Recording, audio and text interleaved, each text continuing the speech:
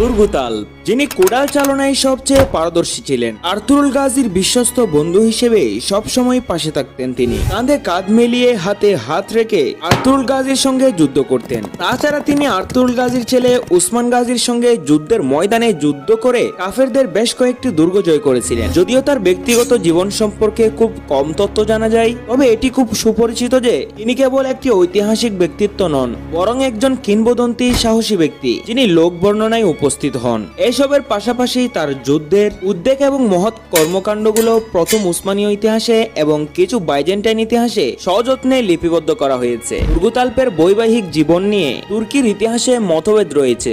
গবেষক ও ইতিহাসবিদগণের মতে তিনি দুটি বিয়ে করেছিলেন। উস্তার দেলিদেমিরের সুন্দরী কন্যা আইকিস হাতুনকে বিয়ে করেন। আইকিস হাতুন শহীদ হওয়ার পর তিনি আলিয়ার বের বোন আসলিহান হাতুনকে বিয়ে করেন এবং ভীমের তথা প্রধানের দায়িত্ব পালন করেছেন বলে জানা যায়।